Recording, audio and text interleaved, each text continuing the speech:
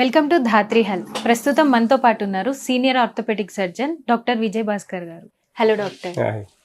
Doctor గారు, PRP injections వల్ల infections వస్తున్నాయి అంటున్నారు. అది ఎంతవరకు నిజం, ఎందువల్ల వస్తుంది?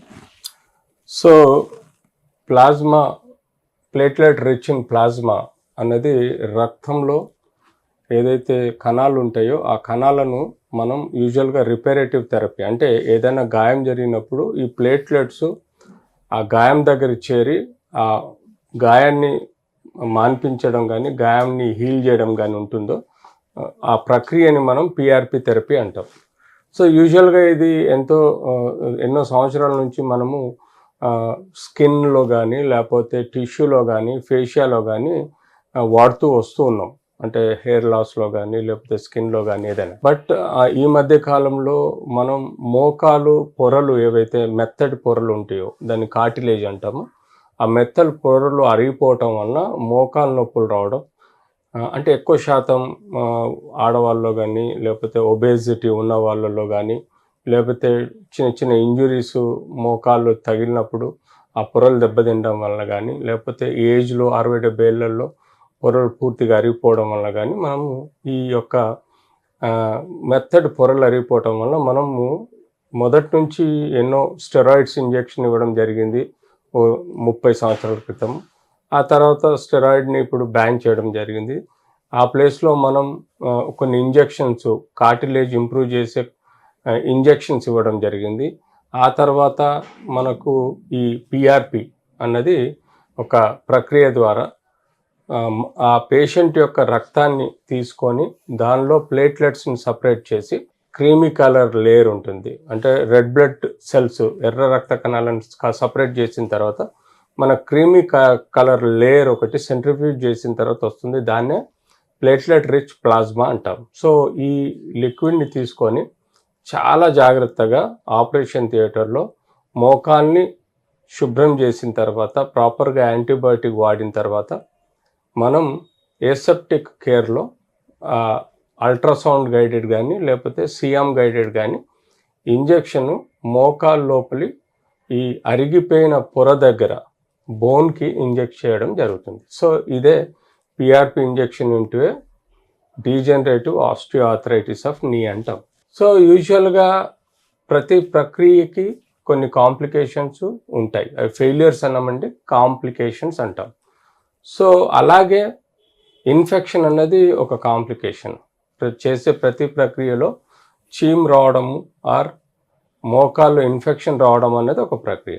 ఈ ఇంజెక్షన్ మనం కేవలం స్టేజ్ 3 వరకే ఇవ్వాలి. స్టేజ్ 3 దాటిన తర్వాత ఇవ్వకూడదు. ఈ మధ్యకాలంలో ఎక్కువగా పబ్లిసిటీ అడ్వర్టైజ్మెంట్లలో మనం చూస్తున్నది ఏంటంటే ఆపరేషన్ లేకుండా ఇంజెక్షన్తో నయం చేయొచ్చు. అది మిస్కాన్సెప్ట్ అండి. అది మిస్గైడ్ చేస్తున్నట్టు ప్రజల్ని. ఎప్పుడైతే స్టేజ్ 4 వరకు దెబ్బతిని మోకాలు అరిగిపోయి ఉంటుందో దాన్ని ఆపరేషన్ తప్ప పిఆర్పి ఇంజెక్షన్ ఇవ్వటం వలన ఫలితం లేదు. ఇది టెక్నికల్గా గుర్తుపెట్టుకోవాల్సిన అవసరం ఉంది. కొంతమంది నాన్ ఆర్థోపెడిక్ డాక్టర్స్ ఈ యొక్క మిస్అండర్స్టాండింగ్ చేస్తున్నారు, సొసైటీలో కొంత కన్ఫ్యూజన్ క్రియేట్ చేస్తున్నారు.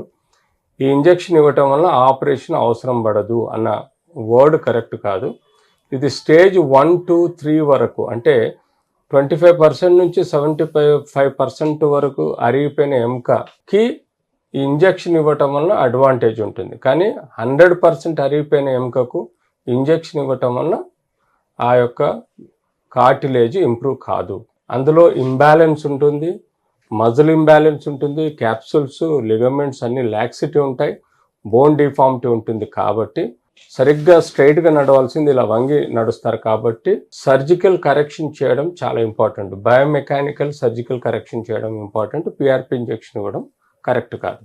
సో ఎప్పుడైతే మనం పాతకాలంలో స్టెరాయిడ్ కూడా కొంతమంది నాన్ ఆర్థోపెడిక్ డాక్టర్స్ ఇష్టం వచ్చినట్టు ఇవ్వడం, అంటే ఈవెన్ ఆర్ఎంపీలు కూడా స్టెరాయిడ్ ఇంజెక్షన్ ఇవ్వడం, ఎంబీబీఎస్ డాక్టర్లు స్టెరాయిడ్ ఇంజెక్షన్ ఇవ్వడం, ఇచ్చేటప్పుడు ప్రాపర్గా కేర్ తీసుకోకుండా ప్రాపర్గా స్కిన్ని ప్రిపరేషన్ కానీ, అంటే బిటడిన్, స్పిరిటు, కావాల్సిన యాంటీసెప్టిక్ సొల్యూషన్స్ ప్రాపర్గా వాడకపోయినా, ఇచ్చిన తర్వాత ప్రాపర్గా ఒక కోర్స్ ఆఫ్ యాంటీబయాటిక్ వాడకపోయినా, ఈ ఇచ్చిన ఇంజెక్షన్ సక్రమంగా లేకపోయినా ఇన్ఫెక్షన్ వచ్చే ప్రమాదం ఉంటుంది. అది బ్యాక్టీరియల్ ఇన్ఫెక్షన్ మోస్ట్ కామన్గా వస్తుంది. స్టెఫిలోకాకస్ బ్యాక్టీరియల్ ఇన్ఫెక్షన్ మోస్ట్ కామన్గా వస్తుంది.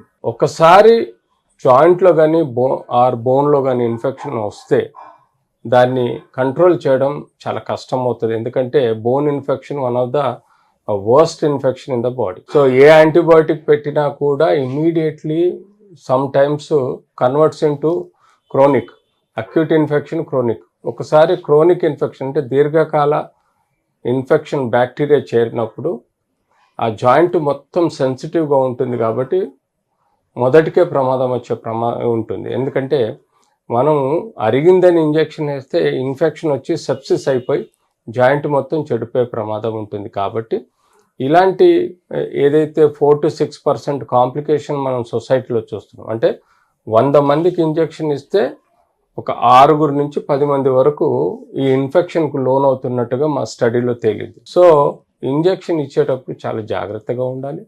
చాలా ఏసెప్టిక్ ఆపరేషన్ థియేటర్లో ప్రాపర్గా ముందే బిటడిన్తో బాగా మోకాల్ని వాష్ చేసి ఆ తర్వాత ఏసెప్టిక్ లేయర్ ఒకటి ఫామ్ చేసిన తర్వాత మళ్ళీ ఓటీలో ఇంజెక్షన్ ఇచ్చే డాక్టరు ప్రాపర్గా ఒక స్టెరైల్డ్ గౌన్ వేసుకొని పైనుంచి స్టెరైల్ గ్లౌజ్ వేసుకొని ప్రాపర్గా మోకాల్ని ప్రిపేర్ చేసుకొని బిటడిన్ స్పిరిట్ ద్వారా ఆ తర్వాత అక్యురేట్ ఇంజెక్షన్ నీడిల్ అక్యురేట్గా ఎక్కడైతే మనకు ఎక్కడైతే మనకు యూజువల్గా ఈ ప్యాచీ లేయర్ ఉంటుందో ఈ ప్యాచీ లేయర్లోకి ఇంజెక్ట్ చేయాలి. ఈ నార్మల్ టిష్యూలోకి ఇంజెక్ట్ చేయకూడదు. కానీ కొంతమంది తెలియక ఎక్కడ పడితే అక్కడ ఇంజెక్ట్ చేస్తారు. దీనివల్ల కూడా ఆ పాసిబిలిటీ ఆఫ్ ఇన్ఫెక్షన్ ఉంటుంది.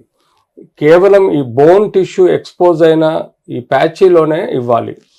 సో ఆ ప్యాచ్లోకి ఇచ్చినప్పుడు అది బోన్ టిష్యూ లోపలికి పోయినప్పుడే అక్కడ రక్త ప్రసారం ఎక్కువగా ఉంటుంది కాబట్టి మనకు కార్టిలేజ్ గ్రోత్ అవడానికి ఆస్కారం ఉంటుంది. సో అదే ఇంజెక్షన్ పిఆర్పి ఇంజెక్షన్ ఈ పక్కలో ఇస్తే మన గ్రోత్కి ఆస్కారం లేదు. ఎందుకంటే ఇక్కడ ఎక్స్టర్నల్గా రక్త ప్రసారం వాస్కులారిటీ ఉండదు, కేవలం ఇక్కడే వాస్కులారిటీ ఉంటుంది. సో ఐడియలీ స్పీకింగ్ పిఆర్పి ఇచ్చినప్పుడు చాలా జాగ్రత్తగా ఉండాలి, ప్యాచీ లేయర్లోకే ఇవ్వాలి. తద్వారా మనం మంచి రిజల్ట్స్ వస్తుంది, ఇన్ఫెక్షన్ కూడా ఛాన్స్ తక్కువ ఉంటుంది. సో ఈ యొక్క పిఆర్పి ఇంజెక్షన్ అనేది మోస్ట్ ఇంపార్టెంట్. అది కూడా మీరు చూడండి బోన్ డ్యామేజ్ ఎంత ఇర్రెగ్యులర్గా ఉన్నది. ఇంత ఇర్రెగ్యులర్గా బోన్ డ్యామేజ్ ఉన్నప్పుడు ఇంజెక్షన్ ఇచ్చినా కూడా ఫలితం ఉండదు. ఇది బయోమెకానికల్ ప్రాబ్లం అండి. దీన్ని మనం సర్జికల్గా డీల్ చేసి దీనిలో బోన్ సిమెంట్ నింపి ఇంప్లాంట్ పెట్టడం చాలా ఇంపార్టెంట్గా ఉంటుంది. సో అంత డ్యామేజ్ అయిన దానికి మనము కేవలం ఇంజెక్షన్ ఇవ్వడం అన్నది కరెక్ట్ కాదు. కేవలం ప్యాచీ రూపంలో స్టేజ్ 1, 2, 3 ఈ 3rd స్టేజ్లో ఇస్తే ఇంజెక్షన్ బాగా పనిచేస్తుంది.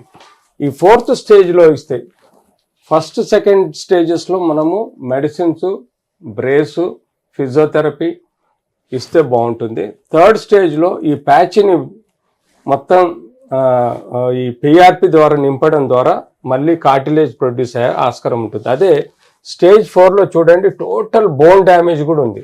సో అలాంటి దానికి పిఆర్పి ఇవ్వటం వలన ఫలితం ఉండదు. కాబట్టి అది ఒక సర్జికల్ బయోమెకానికల్ రిపేర్ చేయాలి, తద్వారా బాగుంటుంది. ఓకే డాక్టర్, పిఆర్పి ఇంజెక్షన్స్ అనేది 3 స్టేజెస్ వరకే తీసుకోవాలి అండ్ ఎన్ని జాగ్రత్తలు తీసుకొని పిఆర్పి ఇంజెక్షన్స్ తీసుకోవాలో చాలా క్లియర్గా ఎక్స్ప్లెయిన్ చేశారు. Thank you so much doctor.